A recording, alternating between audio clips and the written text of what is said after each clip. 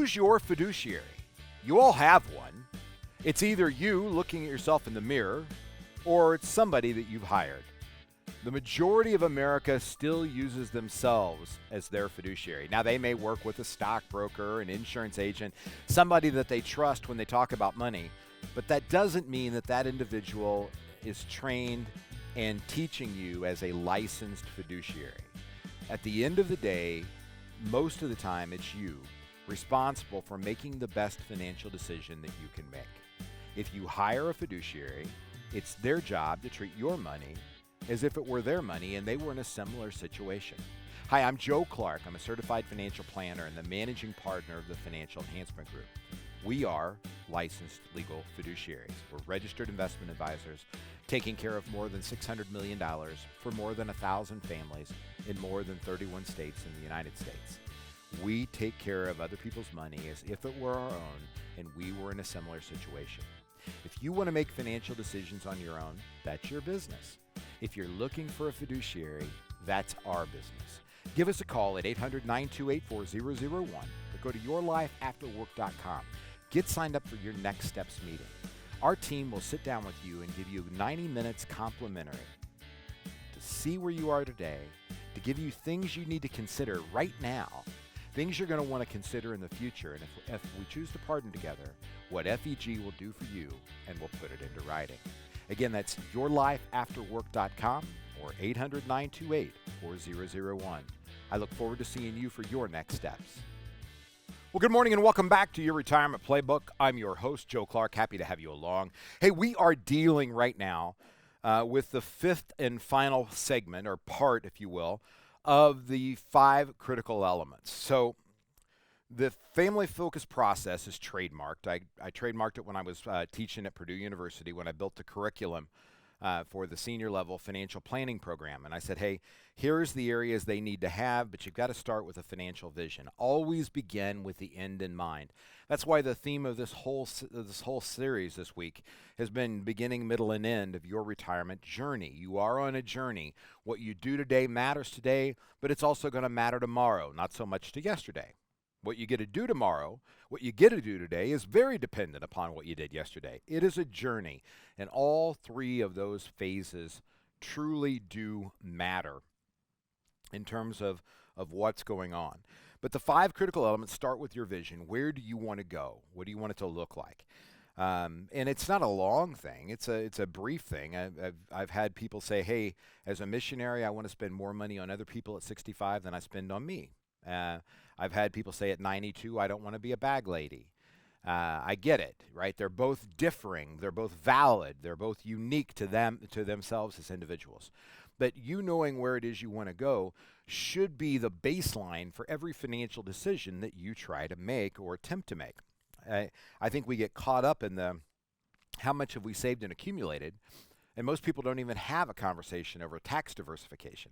They don't even, they think purely about the investment returns, or maybe they get caught up in the fees or expenses, or they hate the IRS so much they get caught up only in the tax implication of being able to defer taxes without understanding the can that they've kicked down the road and the proverbial chair that I talk about when the IRS scoots to the table and begins to imbibe in your beverage and enjoy your dinner that you've worked so hard to build and accumulate over the years. So the 5 stages are very, very simple, or the 5 critical elements, rather. Your life after work. What do you want that to look like when you separate from the workforce? The second one is your annual tax plan. Remember, there's a difference between tax planning and tax reporting.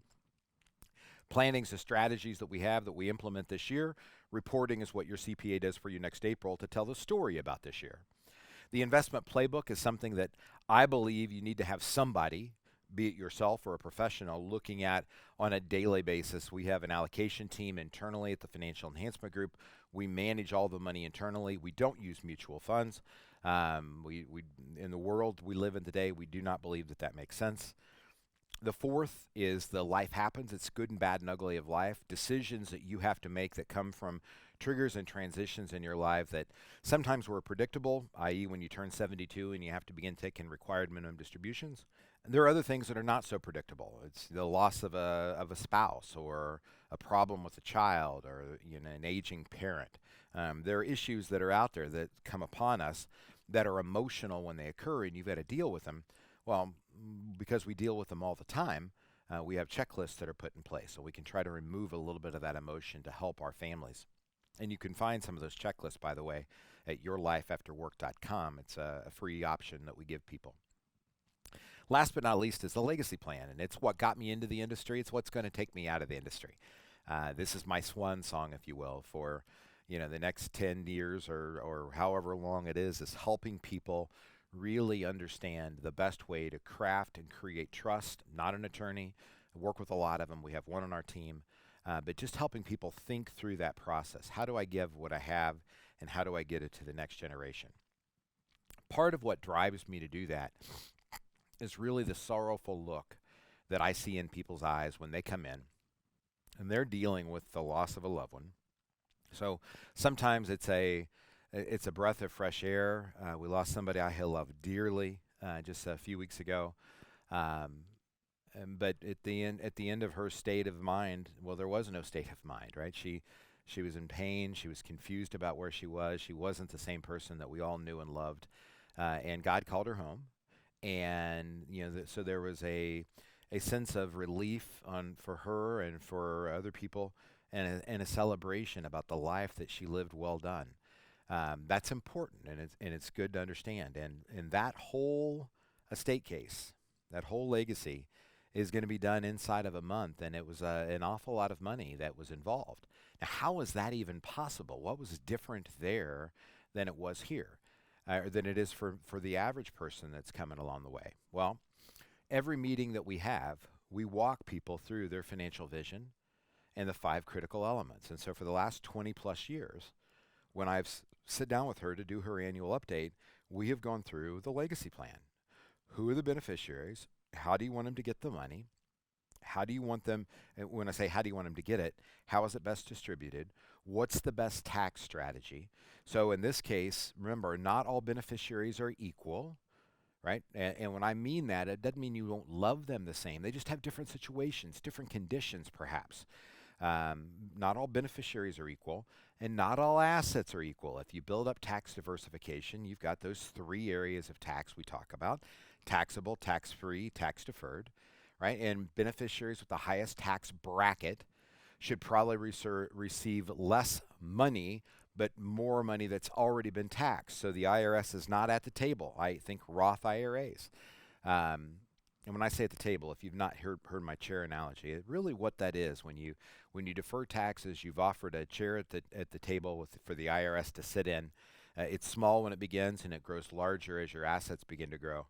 And what you really want to do is make sure that they are pushed away as far as you can from the table, so that you can make decisions that impact you as opposed to impact the IRS. The big story, though, is what are your responsibilities? What are your objectives if something happens? So in this case, she passed away. The son got the document and went to the court, and the court said, has she deed passed? Here's a death certificate. What did she have in her own name? Meaning, what assets did she have? And the answer was hardly anything. That was by design. See, the trust owned the assets, not her. Or the IRA had a beneficiary designation. It automatically said, upon her demise, this is who it goes to. And that's precisely what happened. She passed away.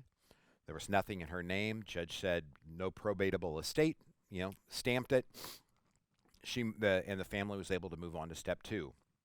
Here's the trust. Because we've had communication for 20 plus years on this, there are documented notes about her intentions, right? So we have a trust properly put together by an attorney. It was funded properly. Assets were properly put in to the trust, owned by the trust. The beneficiaries were very, very clear. Extra letters of intention saying this is what it is that I want to be able to accomplish with the remainder of my assets. And we were able to pass that on and distribute that to the family according to her wishes that were there. So what is your job is really dependent, as an executor, if you will, or as a trustee, is really dependent upon what work has been done by the grantor. So let's think about this. if you've properly diversified assets, and if you're somebody who's in charge of the will or the trust or both, which is the case, you've probably got assets that are real property that have deeds and titles, houses, condos, cars, and you probably have assets that are investable, and then it's going to be owned or controlled to a degree by the tax nature. So IRAs, for instance, have beneficiary designation. So the only person that can own my IRA, which stands for Individual Retirement Arrangement, not account, but the only person who can own my IRA is me. That's it. Nobody else, right? As long as I'm breathing, unless Barb and I would get a divorce and a court order would separate something else, the IRA is in my name, and it transfers via operation of law by a beneficiary designation that says, here's the next person who gets it, right? So if something happened to me, Barb gets my Roth IRA. If something happens to her, I get my Roth IRA. Your job as the trustee or the executor, there is none. It's already done. So what is your job as the executor? Well, it's to oversee the assets that are outside of the trust, assets that are inside of the estate that were owned in just my name. When I went and bought my Jeep, I didn't have my trust with me. I know the title. I should have just given it to him. I was excited about buying my Jeep, and I didn't do it. So my Jeep's in my name. So technically, if I get in a car wreck on the way home, I have messed up part of my own estate plan because that would be included in my gross estate, or included in my probate estate. Nothing else that I have is not in the trust name, joint name, or beneficiary designation attached to it. So I've been able to avoid that. So my beneficiary should be able, short of the emotional circumstance of dealing with the loss of a husband and a father and a son, should have no challenges. They still have to, go through the process with the Jeep.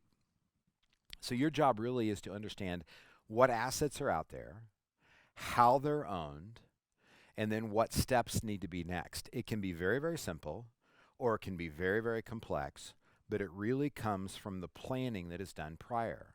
So even though this message is to you about your roles and responsibilities, because it's really about taking the wishes of the person who passed and making sure that dollars reach the places that they intended for them to reach, your job is to do that.